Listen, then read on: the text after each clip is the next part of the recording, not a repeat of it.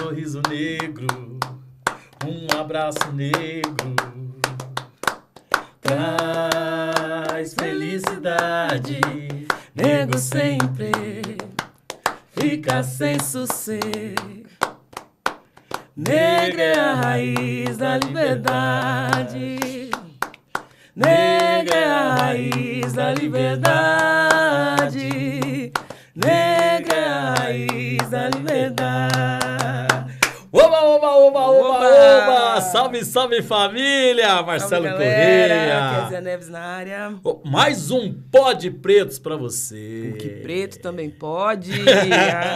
Salve, salve, comadre. E aí, final de semana daquele jeito, chegando. Você viu? E parece que o teu final de semana foi maravilhoso. Foi, graças a Deus. Topzera. O meu também, o meu bebaço essa semana que passou, mas Eu tô vi, inteiro. né? Tô firme. Já preparando já para essa próxima semana. E mais uma vez, temos aqui uma super convidada. Super convidada, hein? Temos aqui uma preta Maravilhosa. tipo A. Uma Preta preta linda. tipo A. Fera demais. Fera. Estamos falando com a nossa convidada que é... Cláudia Vaz de Lima. Seja Opa! muito bem-vinda. Seja bem-vinda, Claudinha. Ai, gente, que eu bom. que agradeço. Eu não vi a hora de escutar essa musiquinha. A nossa convidada, pós-graduação Lato Sensu, especialização em gestão de recursos humanos, área de ciências sociais aplicadas, administração, junto às faculdades integradas Padre Albino.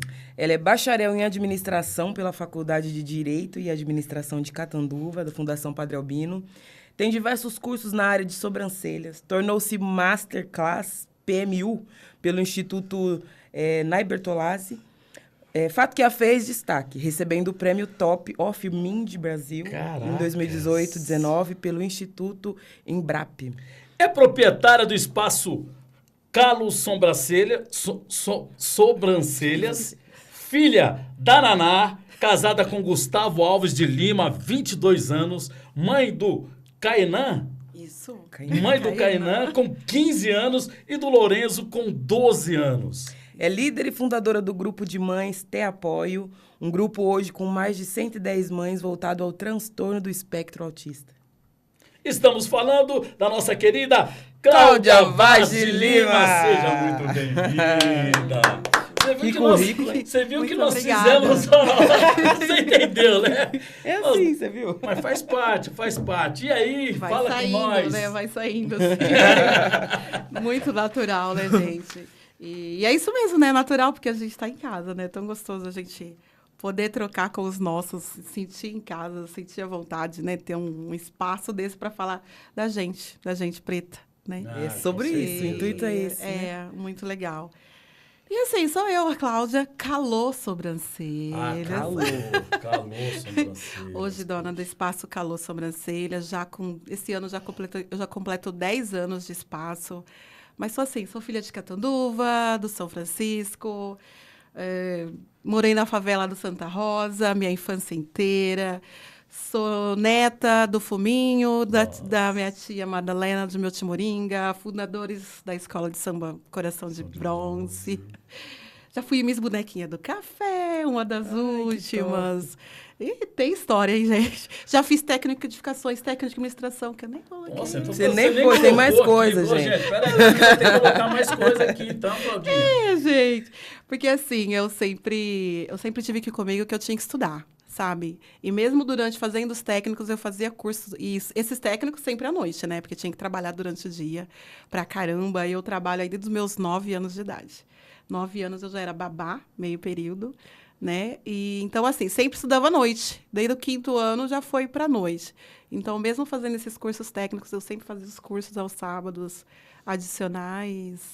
Porque eu falo, tinha que estudar. Para você fazer a reviravolta, mudar toda aquela perspectiva negativa que põe em cima da gente, sempre foi estudar mesmo. Quem vê Claudinha, vê com esse rostinho, parecendo uma menina de 18 anos, mas eu lembro da época lá, quando o papai me falava, né? Claudinha já fez parte da bonequinha do café do Oswaldo Franzini. Verdade, acho que eu fui uma das últimas Miss, acho que depois só teve mais um.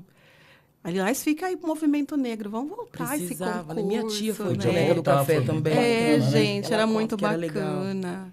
Voltar e depois um baile, né? Assim, Que tudo, né? Podia ter o bonequinho também, né? Podia, por que não? Por que não? Eu já ia chegando, hein? Mas era muito legal. Eu fiz meus bonequinhos aqui. Eu fui primeira princesa em Mojimirim, primeira princesa em Itapira. Que lá os pretos são fortes, né? Itapira, Mogi, Bebedouro, Monte Azul. É onde o pessoal... Você fez... Engajado. Você foi para todo lado. Foi. Que bacana. Fui representando Catanduva, né? Desfilei muitos anos também no carnaval, não só pela escola de samba, mas também para a prefeitura. Que legal. Aliás, um dos marcos do preconceito que eu vivi foi aí já, né? No carnaval. Porque eu sempre disputava para rainha do carnaval, e todo ano só ganhava branca que não sambava nada. Então, assim, carrego essa dor de não ter sido rainha do carnaval, muito em conta pelo preconceito. E não... Na época eu tinha um corpinho muito bonito, estava dentro dos padrões de corpo. Vamos combinar que ainda tem, né, gata? Por favor. Mas nessa época... Você já estava casado ou não? Não, aí ainda não. Gustavo ainda não apareceu na sua vida. Mas quando ele apareceu, eu desfilava no carnaval, lá em cima no carro, de fio dental e tudo certo. Ele já chegou assim, então, tipo, não tem como brecar essa preta. Ele já chegou, já era assim, então ele só teve que ficar ali fazendo cerco. E eu vou te falar uma coisa para você, Kézia Neves. Eu já conheci a Claudinha há muito tempo, é lógico, toda a família, principalmente porque eu participei da Escola Coração de Bronze. Mas eu não conhecia a família, e aí agora Vinícius teve 2 filhos, que é o Aisa e o Benjamin, que são meus netos, com um parente de Claudinha, que é a Angélica. E eu vou falar uma coisa para vocês que eu nunca vi uma família que gosta de festa. Para desmontar a árvore de Natal, eles fazem festa. Para desmontar a árvore, pra você entender. Exatamente. Tem a festa da Luizinha. Oxe. É festa todo final de semana, não é? Sim. Todo mundo com seu cooler, o couro come. Exatamente. A minha família, assim, nós somos muito unidos mesmo, graças a Deus. E somos muitos também. É uma família muito grande, mas a gente está sempre junto. Todo final de semana. Se não tem nada, minha tia, minha mãe, elas se reúnem para jogar um baralho. E tá tudo certo. Aí elas fazem, é incrível, cara, é incrível. E é isso mesmo. A gente tem motivo para festa tudo. Choveu, tem festa. Fez sol, chegou o verão, festa. Inverno, vamos desmontar. Caiu uma lâmpada, quebrou. Vamos fazer uma festa pra lâmpada. É incrível, incrível. Kézia Neves. Que gostoso. Cláudia, a gente já entendeu, né, que tua história é linda, tua história de vida. Até onde ouvimos até agora. Então, vamos começar um pouquinho lá atrás. Conta um pouquinho do início disso tudo. Onde que você nasceu, como que foi sua infância e adolescência. Eu nasci, na verdade, em São José dos Campos. Minha mãe ficou grávida de mim, foi morar lá. Eu falo que é só progenitor, tá, gente? Porque eu falo, eu sou filho de mãe solteira. Porque aí nós ficamos lá há um ano, somente minha mãe pegou eu nos braços e veio embora. E desde então, Catanduva. Moramos no São Francisco, eu morei na Rua Mococa, né? Na favela, eu falo que é favela mesmo, porque era casinha de madeira, de 2 cômodos, uma infância inteira, até meus 13 anos. Aí minha mãe separou do meu padrasto, fomos para Campinas, ficamos 1 ano, voltamos de novo. E desde então estou aqui com a minha família, tudo assim. A minha infância foi mesmo, assim, eu falo de pobre de Marredeci. Mas, assim, foi uma infância muito feliz, gente. Era de brincar com esse monte de primo mesmo, era de brincar na rua, na linha do trem, sabe? Minha mãe sempre, sem descuidar dessa questão de escola, mas a gente teve uma infância livre Mas não vem me e falar feliz. que você nadou ali no São Domingos. Claro, também, não. como não? Eu nadei no São Domingos ali, lá pra baixo do colchão esportivo, na lagoa. Claro, tinha um lugarzinho lá pra cima, que era pra cima, hoje daquela ponte. Falava lá, né? prainha, não falava? Falava prainha, lógico, como não? Era prainha. Estamos aqui Tô vivos. falando, era da época de papai mesmo, tô dizendo pra tu. Estamos aqui vivos. Então, assim, venho dessa vivência aí, dessa infância com muita luta, né? Sempre com muita luta, sempre com muitas dificuldades, mas, assim, com essa família também, sempre ali unida. Eu falo, sei lá, eu tenho parente em toda Catanduva, né? E 99% de pessoas boas, de pessoas Graças trabalhadeiras, a de Deus. pessoas que bacana. honestas, sabe? Que cada um deles tem eu tenho um pouquinho de cada um das minhas tias, a qual, nossa, o Marcelo conhece, é só alegria. São pessoas que, dentro da simplicidade, estão sempre sorrindo. Sempre sorrindo. Sempre buscando, Festa, independente sim, do que está acontecendo, né? Independente. Então, assim, sou fruto de tudo isso aí, sim. Que bacana. Quais foram os seus maiores incentivos para sair desse início de vida difícil até chegar a essa mulher preta, empoderada, dona do próprio negócio? Olha, Marcelo, assim, eu falo assim que muito é de mim, sabe? Eu também, claro, né, não posso negar, assim, a existência de um Deus na minha vida, no qual eu sempre fui muito, muito, assim, fervorosa mesmo. Sou católica, sabe? Desde a minha primeira comunhão, eu sempre estive muito presente em grupo de jovens. Então, assim, grandes partes das oportunidades que eu busquei, que eu tive, eu acho que teve uma mãozinha ali. Sim. Você entendeu? De alguma forma. Sempre me pegando, me resgatando, sabe? A minha mãe... Cara, minha mãe, assim... A minha mãe, vou falar assim, hoje minha mãe é formada, minha mãe é pedagoga, está se aposentando na prefeitura. Mas a minha mãe, até a minha mãe voltou a estudar do 6º ano em diante. Minha mãe foi fazer magistério, fez faculdade. Mas lá na minha infância, minha mãe não tinha isso. Era aquela simplicidade que cercava... Você foi um incentivo para a mamãe? Eu acredito que sim, porque eu já estudava, já buscava, né? Mas eu lembro no 5º ano de eu estudar à noite, por exemplo, e isso foi um dos marcos meus, assim, que eu lembro, que eu trago muito na memória, que uma professora de inglês pediu uns livros, eram umas trilogias, você tinha que comprar aquele monte de livro que você ia estudar todos os anos. E minha mãe falou, cara, não tem dinheiro, o que eu vou fazer? E minha mãe, cara, ela foi descarregar blocos, ela montou num caminhão de bloco, ela foi trabalhar, descarregar, para comprar o livro de inglês.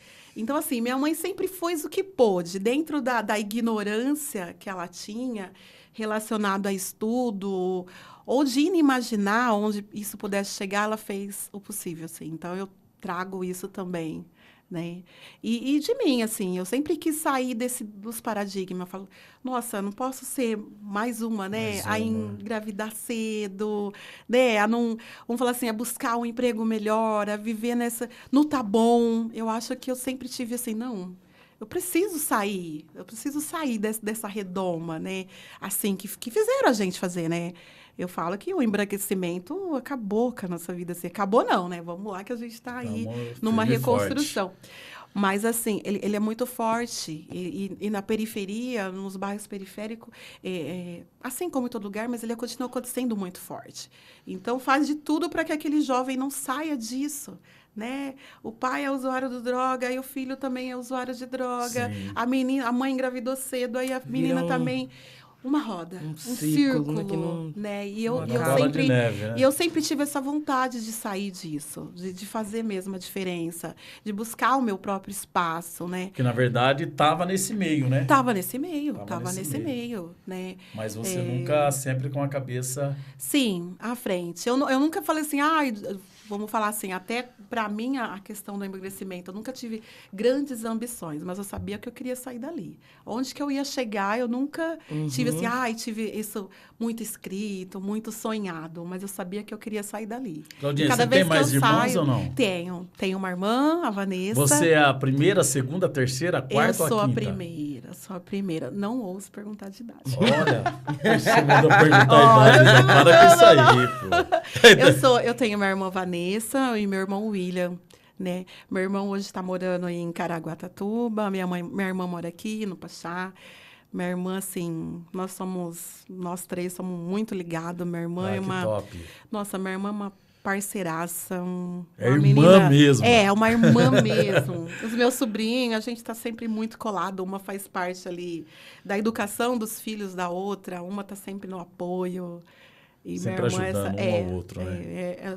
Minha mãe Isso fala, aí já é galinha de família, choca. a gente vê isso, a família. Galinha choca, minha mãe tá sempre ali. Legal, gostoso. Galinha choca. Que top.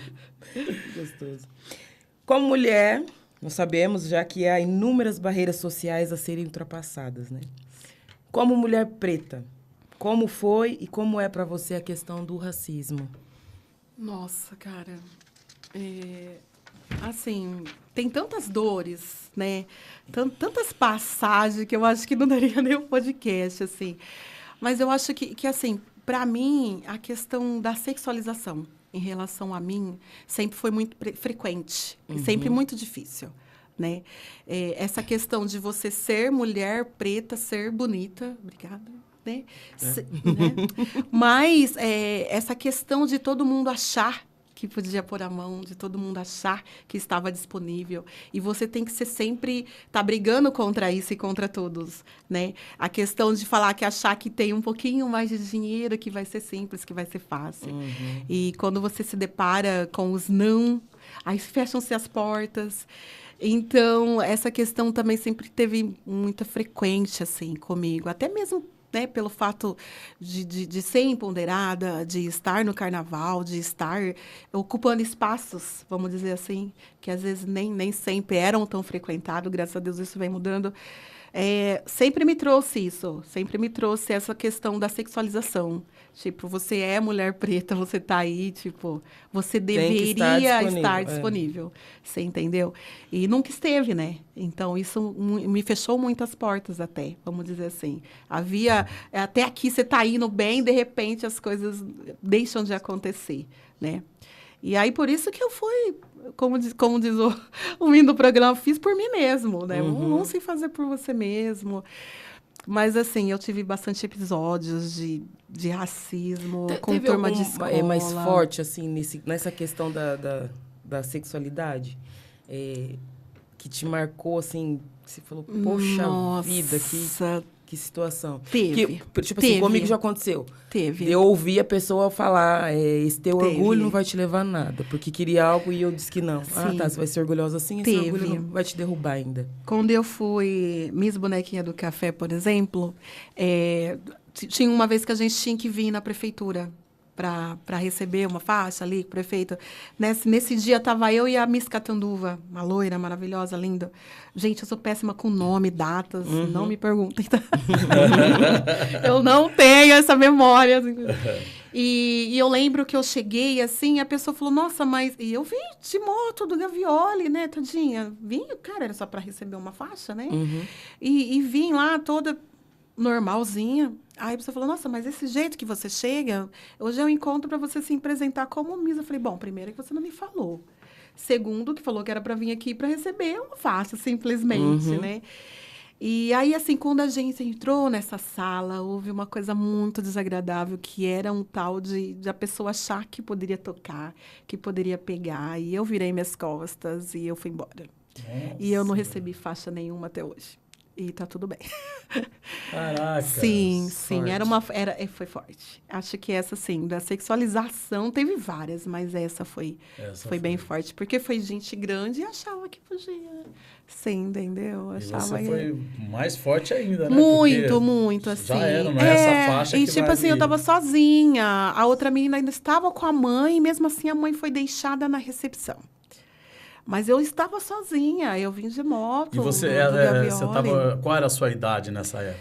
Eu acredito que eu tinha 19 anos. 18 ou 19 anos. Essa faixa de idade aí. Casa Neves. Então, assim, fácil, né? não é. Eu virei as costas, falei, não é isso. E fora, assim, pessoas de você ficar sabendo que falou que saiu com você, sabe? Você nem sabe quem que é a pessoa. E tipo assim, nossa, a pessoa falou, quem? Falou, como assim?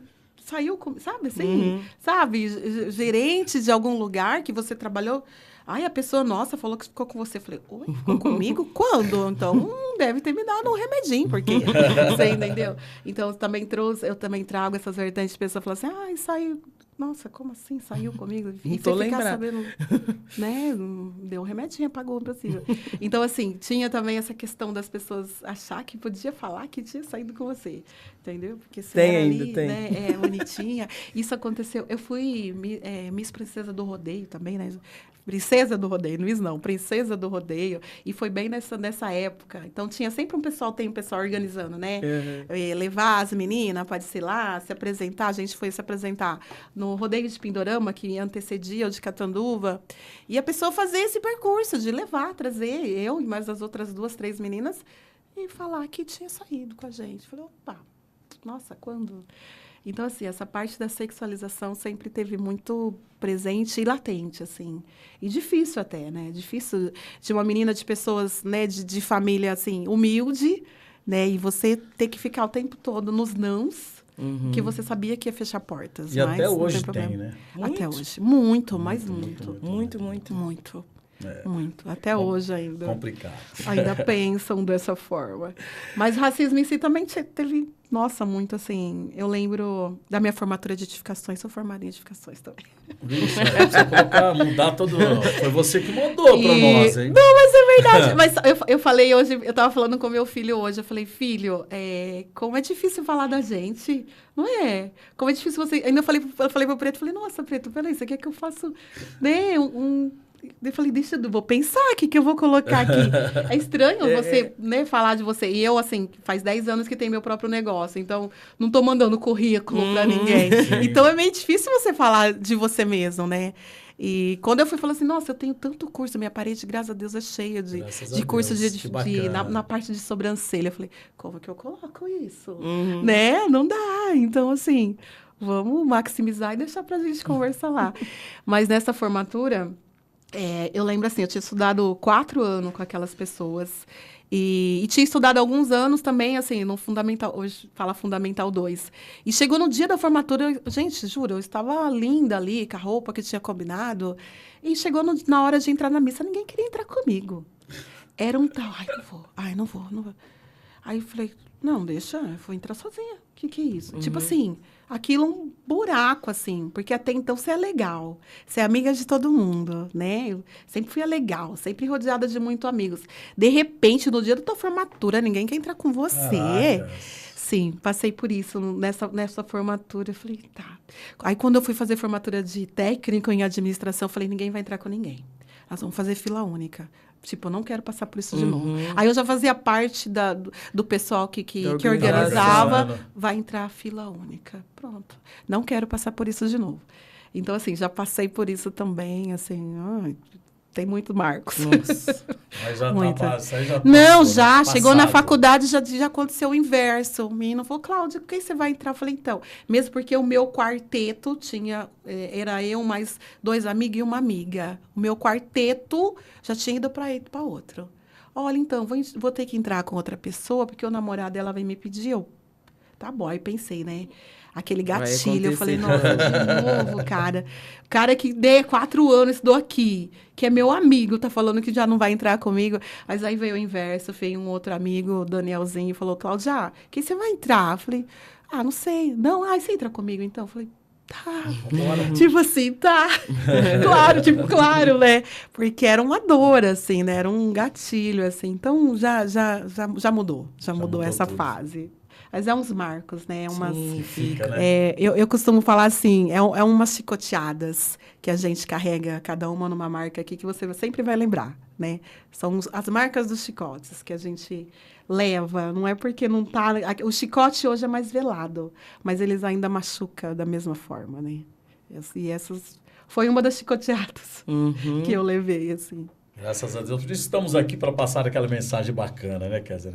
Para todos os nossos... Tá vendo só a história da Claudinha? Olha aí, todo mundo tem a sua história, não tem como, né? Não é para ninguém. Depois o povo fala mimimi, esses pretos aí, né? Tá quanto mimimi? Quanto, né? Claudinha, durante muitos séculos, o racismo não se limitou às estruturas econômicas. Mas foi além. Houve uma imposição da aparência das mulheres brancas como uma busca desse estereotipo ideal. O padrão de beleza foi ditado pela branquitude e seus cabelos lisos. Sendo uma referência, as mulheres pretas se viram pressionadas a se enquadrar nesse estereotipo. Alisamento, relaxamento, inúmeros tratamentos eram e são vencidos. Agora nós vamos assistir um vídeo para você ver e comentar. Tão mágico para mim estar aqui, sabe? Com o meu cabelo natural, porque esse cabelo aqui é um lugar para mim de muita, já foi um lugar para mim de muita dor também, sabe? Sério? De muita dor, de não aceitação, de não me sentir bonita, de não me sentir, de não ter, de autoestima mesmo, sabe? Um lugar de dor. Porque é muito difícil, assim, durante muito tempo, durante a vida toda eu usei aplique, mega hair, e não que isso seja um problema, porque eu ainda continuo, tem aplique, tem mega hair, tem um monte de coisa. Mas eu usava pra esconder mesmo o meu cabelo, a textura do meu cabelo. E aí, à medida que eu fui tendo consciência mesmo de tudo, quando eu fiz minha transição capilar, que eu raspei a cabeça, foi que eu fui entender que, nossa, que eu me escondia muito por dor, por vergonha, por me sentir feia mesmo com esse cabelo.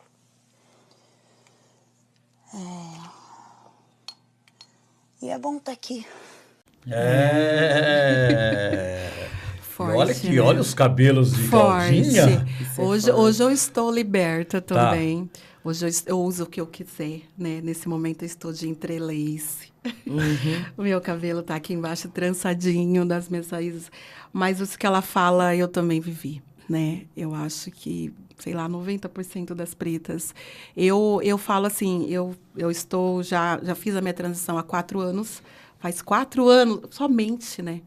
Que eu uso o meu cabelo natural, né? Até então era progressiva, alisamentos, e desde a infância. Desde a infância tinha aquela questão de chegar no final de semana, as tia pegar pente quente e alisar e acabar com a orelha da gente, com a testa. Passei por isso. E passar pente quente e, tipo, aí ali você se sentir bonita, né? E depois o alisamento químico, quantas químicas. Eu falava na minha adolescência que eu ia escrever, falava assim, o título do meu livro, Diário do Meu Cabelo Duro. Na época eu falava isso, né? Porque, assim, era tantas coisas que a gente passava, né? E pelo fato de eu estar assim, eu sempre trabalhei na parte administrativa, até, né, resolver ter o meu próprio negócio. Então, assim, para estar apresentável, para participar de uma entrevista de emprego, você tinha que estar com o cabelo liso, você tinha que estar com o cabelo escovado. Era essa consciência que a gente tinha. E era isso até que a gente passava pro sobrinho. Pelo amor de Deus, ai, corta o cabelo. Você vai Ó, nessa deixa baixinho. assim, Porque a gente sabia do preconceito que eles iam enfrentar. E é tão gostoso hoje você falar assim, olha, você finaliza o seu cabelo, tá? Você, né, você vai negrão, mas... né, vai, hoje você pode já falar isso, e quantas entrevistas dos meus sobrinhos eu falava, não, mas corta esse cabelo, não, mas não vai assim, porque eu passei por isso.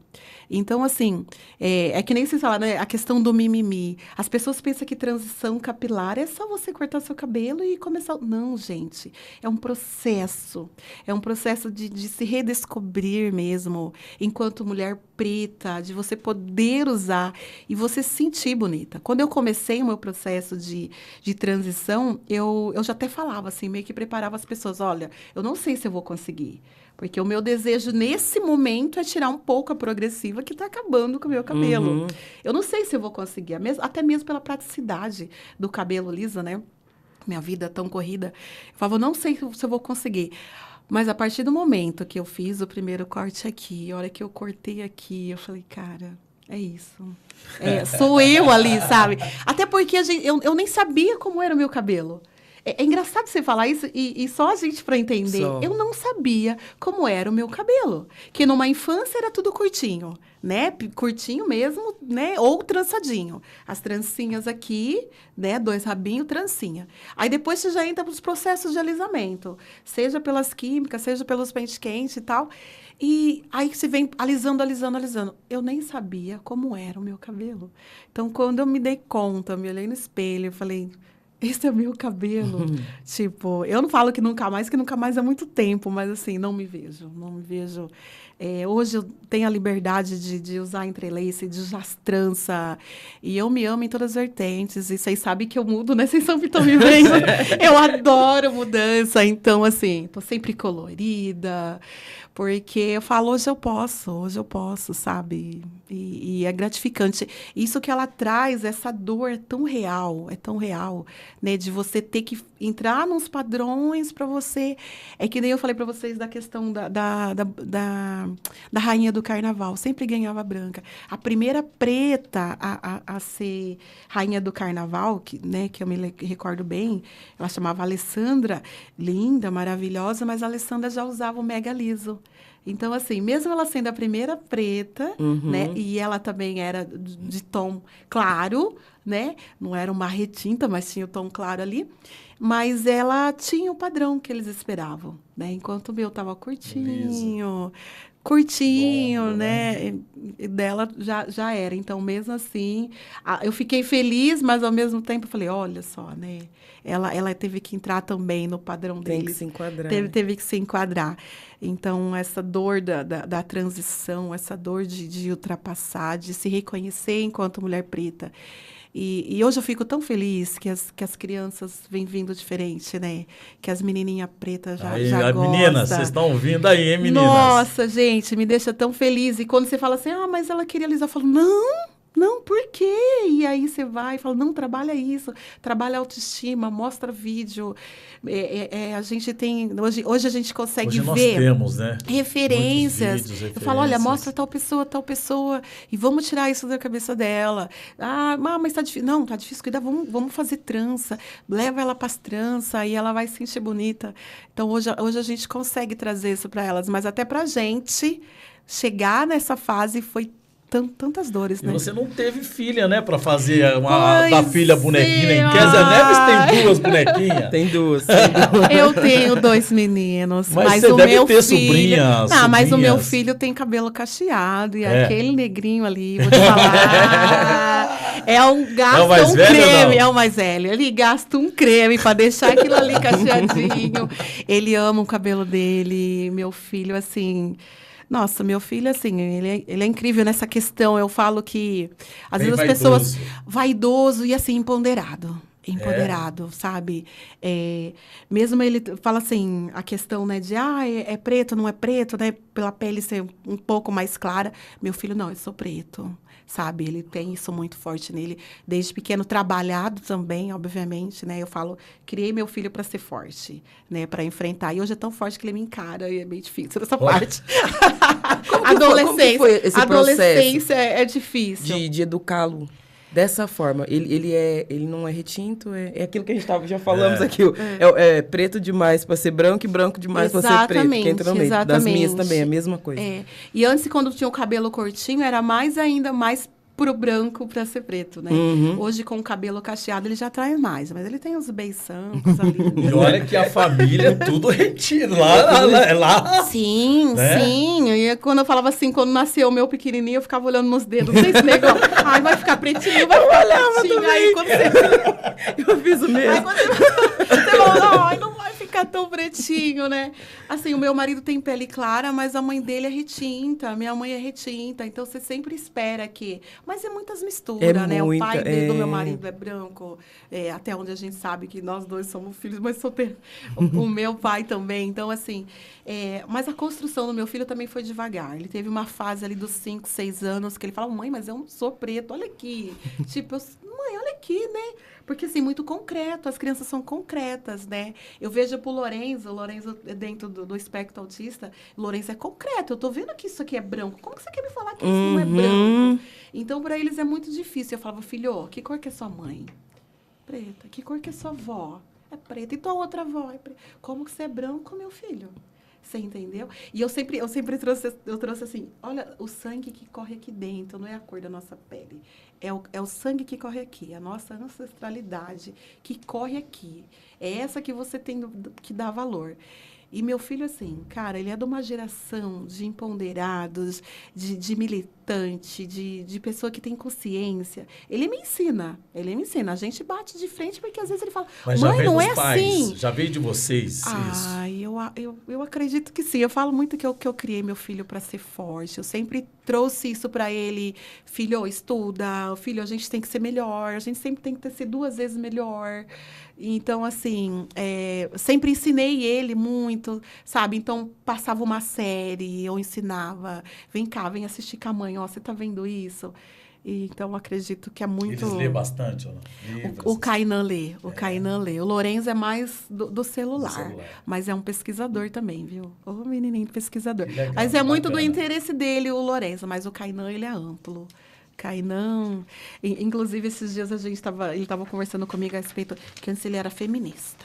Nossa, defendia a causa feminista e eu ainda com os pezinhos ali, daí ele me ensinando. Aí esse dia ele falou assim, olha, eu não quero mais falar com você sobre feminismo. Eu falei, opa. Ele falou, não, porque feminista não diz respeito a nós. Foi as brancas que fizeram esse movimento, não é nós. Olha! Já ele é falou militante, assim, já. mas muito, se vocês conversar com ele, o feminismo... Esse é o Kainan. O feminismo não... Kainan, não trazer você não pode preso aqui. Gente, o menino, ele é letrado, viu? É letrado, ele me ensina muito, assim. Porque a gente veio de uma geração onde a gente foi acostumados, né? Nos pertencer até ali ou aqui, né? Apesar de eu ter transpassado algumas barreiras, ainda tem aquela questão, né? Opa, isso não me pertence. Eles não, ele já vem ali e discute com as priminhas dele. Não, vocês não podem falar isso. Um dia, uma priminha falava isso, falou assim, né? Outra falava, mas ele é branca. Eu falei, não, ela não é branca, não, ela é branca. Ô, mãe, vem cá explicar. Explica para elas que elas não estão entendendo que a Jaqueline, filha de uma prima, não é branca. Eu falei, lógico que não. E falei, vamos lá, vamos cá. E assim, aí você senta com a rodinha dos adolescentes, que eles vêm muito a mim, né? Eu gosto dessa questão que... Fala assim, eu acabo sendo uma referência. Eles me ouvem muito, né? Vem cá, vamos lá. E eu lembro que eu aprendi isso no último piquenique preto. Que o pessoal do MNC fez. Eu sempre falava isso da questão do sangue, né? E aí acho que foi, desculpa, não vou lembrar o nome, uma tia da Pati Mello, e ela falou assim, olha, tem um copo de leite. A partir do momento que você coloca uma gota de café, não é mais branco, é branco. E aí eu já comecei a ensinar as crianças também. Falei, forma. Então, a Jaqueline não é branca. Então, mas é complicado, mas legal que a gente vai passando isso. E eles vêm forte, gente. É uma geração que vem forte. Eles não vão abaixar a cabeça muito, bom, para nada. E vão buscar, vão fazer diferença, vocês vão ver. Que legal. Nos próximos 10, 15 anos aí, a gente vai ter uma galera muito forte. Se Deus quiser. Se Deus quiser. Já que nós estamos falando dos meninos, né? Nós vivemos em um país em que todos os dias ouvimos notícias sobre racismo e a violência decorrente dele. As pesquisas mostram que os jovens pretos estão entre as maiores vítimas dessa violência racial, especialmente quando se trata de força policial. Você tem 2 meninos, praticamente 2 adolescentes, né? Sim. Como que você lida com a educação deles nessa questão? Nossa, assim, todas as questões raciais que chegam nas mídias, a gente está sempre discutindo em casa, né? E essa é uma delas. Sempre que há uma morte, né? Uma violência, uma agressão, a gente senta e conversa. Mas, assim, eu juro para vocês, eu ainda passo para meus filhos, tipo, não abra a bolsa dentro do mercado. Eu tenho que passar por isso, é engraçado, né? Tipo assim, eu mesmo tenho esse cuidado, eu entro no mercado, peraí, deixa eu ver se a minha bolsa tá fechada, porque só de imaginar você passar por esse constrangimento, né? E ainda hoje, a gente entra numa loja e tem sempre alguém seguindo, né? E eu falo isso pro meu filho, eu falo, então, assim, filho, ó, não pega nada, os meus filhos não comam dentro do supermercado, pelo amor de Deus. A tira primeiro, a gente passa no caixa. Porque, assim, eu sempre falo isso para eles, que a violência para a gente sempre é maior. A gente é sempre visto primeiro. Sim. Às vezes tem uma pessoa do teu lado que está fazendo coisa errada, mas você primeiro que vai ser, né, julgado, para depois as pessoas perceberem que foi o outro que fez. Então, eu trago isso para o Kainan. O Lorenzo já é mais inocente, né? Até mesmo pela questão do autismo, vai ter que ser mais cercado ainda, mais blindado desses cuidados. Mas eu sempre trago isso para o Kainan, assim, sabe? Se fortaleça e não dá mole. Não dá mole. Infelizmente, a gente tem que falar para eles. Ele estuda no Elias Nechar e na pracinha, ali no começo do ano, tinha uma galerinha chegando com a maconhinha e tal, né? E eu falava assim, você não fica lá. Você não fica lá, quem vai ser revistado vai ser você. Você tá entendendo? Ainda eu tenho que passar isso pro meu filho. Falo, filho, você não fica, acabou a aula, ou você espera a sua avó na outra esquina, né? Que a avó às vezes busca. Ou então você fica dentro da escola, você não fica ali. Aí até que a polícia, graças a Deus, acabou um pouquinho com essa movimentação ali. Mas, assim, eu já preparo o meu filho para essa tudo, possível, né? Todas... violência que com a gente é maior. Que com a gente é maior, com certeza. Com certeza. Cláudia, você traz consigo muitas bandeiras de luta. E também essa do aspecto autista. Conta um pouco desse trabalho do grupo de mães Te Apoio, voltando para essa causa. Então, assim, o Lorenzo está com 12 anos, né? Eu recebi o diagnóstico dele, ele estava com 3 anos e meio. E eu fui ali um caminho, eu percorri um caminho solitário, de muita busca, de muito estudo, sempre buscando muito isso. Mesmo falando aí, estou falando aí de 7 anos atrás, 8 anos atrás, a causa autista não era tão difundida como é hoje, né? Graças também à rede social, né? Então, eu percorri um caminho sozinho, onde que eu tive que buscar muitas coisas, buscar outras pessoas, grupos do Brasil inteiro. Até hoje, eu tenho um grupo de mães do Brasil inteiro. Então, chegou um dia que, assim, eu falo que o autismo é uma roda gigante, assim. Um dia você tá bem, outro dia você não tá bem. Com ele, eu digo, né? Um dia ele tá apresentando isso, outro dia ele melhora, outro dia você... Melhora, não. A gente consegue vencer essa etapa, e aí vem outra. Então, assim, quando eu vi que eu tava numa fase um pouquinho mais estável do Lorenzo, um pouco mais centrado, eu falei, pai, eu preciso ajudar outras mães. Eu preciso fazer o que eu busquei, os caminhos que eu passei, as lutas que eu passei, eu preciso passar para outras mães, para elas não sofrerem as mesmas coisas. E aí foi isso, eu falei, aí tinha terapeutas que faziam as terapias do Lorenzo, eu falei com elas, eu falei, olha, conversa com essas mães, vê se elas têm interesse de participar de um grupo de WhatsApp, onde a gente pode conversar mesmo de verdade, porque eu falo... Ideias, né? Porque eu falo, você só conhece aquela dor quando você está dentro. Se eu falar aqui de autismo, um podcast inteiro, as pessoas que vão entender as que tem dentro de casa, ou que tem um familiar próximo. É igual a gente falar da causa preta, né? A gente entende. É que nem a gente fala, para as outras pessoas pode parecer mimimi, mas a gente entende, a gente sabe qual que foi essa dor. E a questão do autismo é a mesma coisa. Então, vamos fazer, ver se elas têm interesse de fazer esse grupo e para a gente conversar, trocar. Eu passar um pouquinho da experiência, né? O autismo do Lorenzo, quando eu tive o laudo do Lorenzo, a gente estava 1 para 114 crianças. Hoje a gente tem 1 para 36. Então, a coisa só veio aumentando de forma arrebentadora. Então, assim, a maioria hoje no meu grupo, hoje eu tenho um grupo com mais de 110 mães. Nossa. E a maioria são tudo menores que o Lorenzo. A maioria, eu tenho uns 4, 5 maiores só. Então, a experiência para passar é muito grande. E fora que aí você busca mais, você aprende mais. E foi necessário lutar por políticas públicas, né? A gente, no Brasil inteiro, há essa luta. Um pouco que vocês devem acompanhar, vocês devem ver, assim, é um descaso muito grande com a inclusão, condições da saúde, né? E quanto mais pobre, né? Pior, porque aí depende de um SUS que nunca tá apto, né? A trazer para essas mães esses laudos para garantir alguns direitos, para elas poderem ser matriculadas numa escola. Então, teve a necessidade dessa política pública mesmo, e aí não teve jeito, né, gente? Já acostumada, né? Acostumada a apanhar. Então, peraí, vamos lá. Acostumada com luta. O começo do ativismo. Isso. Não, do meu filho, tá. Do seu filho, o começo. Quando você descobriu que ele era... Ele tinha quantos anos? Ele tinha 3 anos e meio, quando eu recebi o laudo do Lorenzo. O Lorenzo, Mas como vocês perceberam? Não. Não. E como foi? Vamos ver Foi um esse choque laudo, pra né? vocês, pra assim, você e pro pai? Sim, é assim, ó. O Lorenzo, ele tá laudado no que eles chamam de TEA leve. Tá dentro do transtorno, mas nível 1 de suporte, né? E o nível 1 de suporte, ele é um pouco mais difícil de ser visto. As características básicas, né? Lorenzo não tinha estereotipias, que é aquele se movimentar, ver objetos que rodam. Lorenzo fala, Lorenzo sempre foi verbalizado, que é diferente de comunicar, hoje eu sei disso, mas Lorenzo falou cedo, só que ele falava com todos os R's e todos os S's. Hoje eu sei que era já um sinal, mas na época eu não sabia. O menino conjugava verbo. Nós fomos então, nós estávamos, criança de 2 anos, 3 anos, falando assim, né? Você achava bonitinho, mas hoje eu sei que também é um sinal. Olha só. Então, assim, não percebi.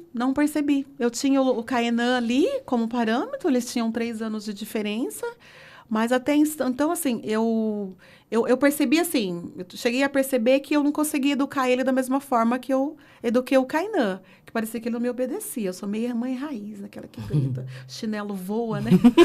Sou meio mãe raiz. E eu percebi que o menino não atendia, assim, né? E eu cheguei até levar numa psicóloga. Eu falei, olha, eu não sei o que está acontecendo, eu não sei qual que é a linguagem que eu tenho que falar com essa criança, porque não... Eu cheguei a levar na psicóloga, ela fez 2 sessões, eu falei, então... Eu também não sei. Aí eu saí rindo. Eu falei, putz, essa mulher não sabe lidar com meu filho psicóloga, eu tô perdida, né? Mas ela, em nenhum momento, ela trouxe para mim isso, uma falha muito grande dessa profissional. E depois ele foi pro maternal na escola. E aí sim, as professoras, Cláudia, olha, o Lorenzo, ele não vai no banheiro sozinho. Ó, o Lorenzo não tira a blusa de frio. O dia inteiro com aquela blusa de frio. Ó, o Lorenzo não come. Aquela coisa de mãe raiz. A hora que tiver fome, vai comer, porque é impossível, né? Maternal já foi período integral na escola. Como assim a criança não come? Uma hora ele vai sentir fome. E aí elas vieram me trazendo.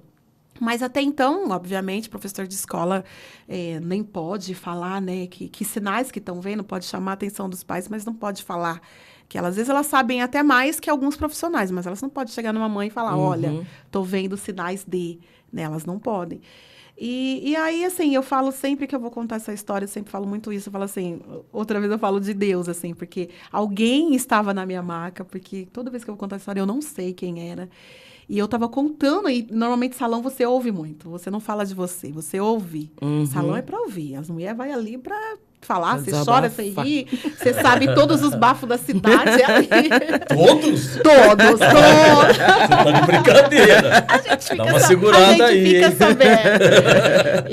Então, eu estava falando para alguém sobre o Lorenzo. E uma outra professora tinha falado, claro, será que ele não está entediado? Porque o Lorenzo já sabe cor, forma, números, né? Maternal. Será que... Eu falei, pode ser, né? O Lorenzo falava cores e formas e números em português e inglês, com 3 anos. E eu falei, pode ser, né? Aí alguém que estava ali naquele dia falou assim, Cláudia, será que ele não tem enxaqueca? Enxaqueca infantil? Porque a minha filha teve, e algumas dessas coisas que você está falando, de ficar quietinho, de ficar no cantinho, pode ser enxaqueca. Eu falei, nossa, será? Eu falei, pode ser, minha mãe teve, né, enxaqueca. Ela falou, então, pode ser hereditário, por que você não leva num neuro? E a minha busca começou aí. Eu fui levar o Lorenzo numa neuro, achando que ele podia ter enxaqueca infantil. E dali foi questionário. Autismo não sai em exames, né? São questionários e ali é medido parâmetros de desenvolvimento e aonde elas conseguem chegar, né, no diagnóstico. E aí ela pedindo vários questionários, ela falou, Cláudia, eu queria que você levasse o Lorenzo, por ser TEA leve, ela não conseguiu fechar sozinha o laudo. Ela, tipo assim, vou ouvir uma segunda opinião. E ela falou assim, eu gostaria que você levasse o Lorenzo numa neuropsicóloga. Neuropsicóloga? Ela falou assim, você tem condições? Não tem pelo plano, não tem pelo SUS.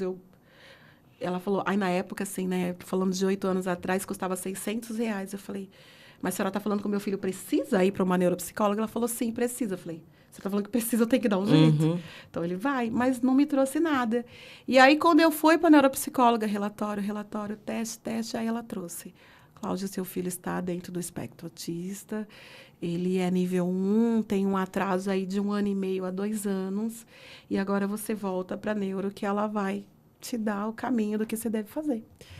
E no dia que ela mandou eu para... A neuropediatra mandou eu para a neuropsicóloga, ela colocou TEA, ponto de interrogação. Mas na época, TEA para mim não era nada, eu nem me atentei, né? Então ela mandou com a dúvida. E aí, a partir daí, assim, durante uma semana eu não sabia que tsunami que tinha me atingido a minha casa, qual era o tamanho desse tsunami, eu não fazia a menor ideia. E eu acho que isso, muito do meu trabalho é isso, levar essa conscientização. Que eu falo, às vezes, muito para as mães, eu falo assim, eu não sabia de autismo até ele atingir minha casa. Então, as pessoas também não sabem de autismo até você explicar, até você falar. Então, não é todo lugar que adianta você chegar peitando. Você vai ter que chegar ensinando também. Então, durante uma semana, eu não sabia o tamanho do tsunami. E eu fui estudar. E eu fiquei... Durante o dia, eu fazia tudo o que tinha que fazer normal. Trabalhava, casa, filhos. E chegava à noite, a noite inteira, estudando sobre autismo. E durante uma semana. Na outra semana, eu passei a noite inteira chorando, porque aí eu descobri qual que era o tamanho do tsunami que tinha atingido a minha casa. E aí eu fiquei uma semana chorando, sozinha. Meu marido ainda não tinha aceitado. Imagina, não existe, não é nada disso. E minha família ali, minha mãe, meus irmãos, acostumados comigo forte. Falava, não podia quebrar, porque eles já estavam tudo assim, né? E eu não permiti chorar na frente deles, né? Então, foi uma semana chorando, e até que um dia eu falei assim, eu li uma matéria numa das páginas que eu estava buscando, e eu li assim, falei assim, você tem 2 opções. Ou você continua aí chorando, ou você levanta e vai lutar pelo seu filho, porque e é ele que você tem. E aí eu falei, então acabou, pum, enxugou. É porque a gente se culpa muito, né? Mãe normalmente já se culpa por tudo que acontece. E sim, aí, nasce uma mãe, nasce uma culpa, né? Nossa, você fica tudo... Acho que de ficar pensando nessas mães que acontecem de primeira. Sim. O tanto que essa criança sofreu por não conseguir mostrar para a mãe o que ele tem. Sim. E a mãe se culpando, porque eu julguei, porque eu briguei com ele por conta de alguma atitude. E muito essa questão, nossa, da mãe raiz, eu falei, nossa, tava tentando ensinar de uma forma totalmente diferente. Atenção, mamães, ó, né? olha só o caso da Claudinha. Porque quando você sabe do diagnóstico, você já sabe que aquele caminho não vai ser assim. Para de tacar o chinelo na criança. Eu jogo ainda. Continua jogando. Eu ainda jogo. Mesmo porque não é porque não tem autismo que tem que ter limites. Exatamente. Né? Limite continua. Mas assim, a forma de ensinar, o olhar mudou com certeza. Com certeza. Eu vi que aquele caminho teria que ser mudado, teria que ser reaprendido. E aí muda todo o histórico da casa, né? E da família em volta ali, da minha mãe, da minha irmã, da minha sobrinha, que é a minha rede de apoio, assim, mesmo ela sem saber nada, vamos lá, estamos juntos, né? Então, assim, preciso fazer isso, traz o Lourenço aqui. Um dos sofrimentos, assim, da mãe atípica é relacionado à questão de rede de apoio. Essa dor, graças a Deus, eu não carrego, sabe? Porque eu tenho uma rede de apoio. E se hoje eu consigo sair à frente e estar na luta, nesse momento que eu estou aqui, o Lourenço está com a vovó, né? Sim. Então, se eu consigo fazer, se eu consigo sair... E às vezes é uma dor, às vezes eu tenho uma mãe que gostaria também de ser ativista, mas ela não tem com quem deixar essa criança, ela não tem essa rede. Então, essa rede eu tenho. Então, mesmo hoje elas já sabem mais, minha mãe é pedagoga, minha sobrinha se formou em pedagoga, minha sobrinha fez pós-graduação em educação especial por conta do Lourenço. Que bacana. Então, hoje elas já sabem mais, mas elas sempre estiveram ali me ajudando comigo, suprindo, até mesmo para eu continuar trabalhando, né? O Lourenço estava com 3 anos, eu tinha 3 anos de salão. E eu vim do nada no salão, tá, gente? Eu vim de administrativo, de trabalhar em empresa. Eu comecei o salão do zero. Que normalmente o pessoal costuma ir com salão que trabalha em outro salão, consegue trazer freguesia. Eu comecei do zero ali, do boca a boca, de começar a fazer das amigas na casa delas. Eu comecei com depilação e somente design de sobrancelha. Então, eu comecei do zero. 3 anos não tinha nada ainda, né? Ainda não era calor sobrancelha, graças a Deus que hoje eu sou, mas... Então, para eu trabalhar, para eu conseguir continuar desenvolvendo esse meu trabalho, eu precisei delas e elas estavam lá. Sempre estiveram, assim, para mim. Que bacana. E essa questão do ativismo, nós estamos aí. Nós estamos hoje com esse grupo. Cada vez mais a gente tem conseguido trazer visibilidade para o grupo, há um respeito muito grande, e eu sempre trago isso, né, assim, da gente nem se vender politicamente para ninguém, e nem para as outras entidades, não vamos abaixar a cabeça, porque a gente encontra muita dificuldade, né, as pessoas às vezes nos veem como uma concorrência. Olha o absurdo, né? Como concorrente. Então, a gente vem fazendo um trabalho e muito pautado pelo respeito com a mamãe com a nossa que quiser pegar informações com você, Sim. quiser participar também desse grupo. Isso. Nós temos uma página no no Instagram, uma página muito movimentada, né? Chama Grupos de Mães de Apoio. Né? Então, o pessoal costuma, primeiro, por ali. Mas hoje vem de todo lugar. As terapeutas me mandam, a neuropediatra, Cláudia, estou te mandando uma mãe. Nós temos uma única neuropediatra na cidade e ela, Cláudia, estou te mandando uma mãe. Quando ela vê que, tipo, a mãe saiu dali, e ela vai até ali, né? A neuropediatra, teu filho tem autismo, você faz isso? Não. Tchau. Aí ela, Cláudia, estou te mandando uma mãe. Tipo, agora entra o seu trabalho. Porque é muito difícil, né? Esse receber diagnóstico. Imagina, poxa, muito difícil nisso. Muito, muito. Muito porque, assim, ninguém tem filho para ser diferente, né? Ninguém, eu vou ter um filho para ter autismo, para ser Down, ninguém tem, né? Eles vêm, a partir do momento que ele chega, aí você busca. Né? Mas até você chegar no vamos... O pessoal fala muito aceitação. Eu não gosto dessa palavra, não. Porque aceitar, ninguém aceita. Você se resigna. Você tá aí, você é mãe, você ama incondicionalmente. Bora pra luta. E é isso que eu faço elas fazer. Todos os dias, assim, no grupo. Kézia Neves. Olha, com essa história de vida incrível, nós vamos terminando mais um Pó de Pretos. Nossa. E nós queremos agradecer a sua presença, Cláudia. Nós estamos muito felizes em partilhar esses momentos com você. Deixa sua mensagem especial para as mulheres pretas, né? Tão importante para a transformação da sociedade. Sim. Olha, gente, eu queria muito deixar, assim, até mesmo para os mais jovens, sabe? Assim, gente, hoje em dia tem tanta informação, tantas referências, né? Vamos sempre buscar isso, vamos nos empoderar, não vamos aceitar os nãos da vida, né? Vamos, assim, querer sair dessa redoma que a gente falou, sair desse círculo. E eu queria mesmo partir para esses mais jovens, principalmente, né?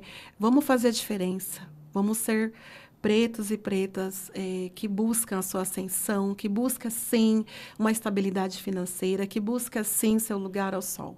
É isso que eu gostaria de falar para eles. Que bom. E agradecer, gente. Agradecer muito. Esse bate-papo passou rápido. Muito rápido, né? Uma hora parece que vai dar 10 minutinhos, mas já dá uma hora rapidão. Agradecer vocês por esse espaço. E assim, a gente já falava um pouquinho antes, né? Tão importante, gente, trazer os nossos pretos e pretas para servir mesmo de referência para essas crianças. Continuem. Tem muita gente boa na nossa cidade, muita gente mesmo, que merece estar aqui também com vocês nesse bate-papo. E é isso aí. E não só para as crianças, né? Porque você viu a história da tua mãe que você contou? Pois é. Mamãe, gostei muito. Eu nem sabia que mamãe era... Minha mãe voltou a estudar do 6º ano. Minha mãe tirou carta tem 10 anos. Olha aí. Minha mãe tirou carta. Alô, Você falou da Naná.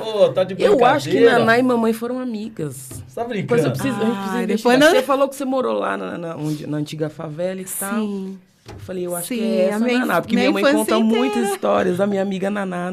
E falou, não acredito que sim. Deve ser a Não é o nome assim, todo mundo tem um monte de Naná. Então, que morou ali, porque meus pais moraram ali também. Se prepara, Naná, que você vai vir pro Pó de Pretos. Minha mãe também tem história. Muita história. Muita história. Bom, minha família, mais um Pó de Pretos para vocês. Marcelo Correia. Kézia Neves. E hoje nós tivemos aqui Claudinha com essa simpatia, com essa beleza. E quem parece que é uma menininha de 12 anos, mas não é não, viu? E olha, parece que não sofreu nada, né? Não tem marca nenhuma. Nenhuma mas marquinha. A preta teve que lutar, ó, bastante. Tá lutando até hoje. Sim. Parabéns, nosso muito obrigado. As portas sempre estarão abertas, né? É isso aí. Vocês continuem assistindo ao Pó de Pretos, compartilhando, se inscrevam no canal aí, dá essa força pra gente, galera preta, ó, vamos se unir. Porque não somos a minoria, né? Não somos a minoria, vamos mostrar. Quero falar pra vocês que amanhã vai ser aniversário da Adriana Ribeiro, que faz as nossas pautas maravilhosas. Então, nosso parabéns para Adriana. Parabéns, Ri, Deus abençoe. Pode pretos! Porque preto também pode. Ei!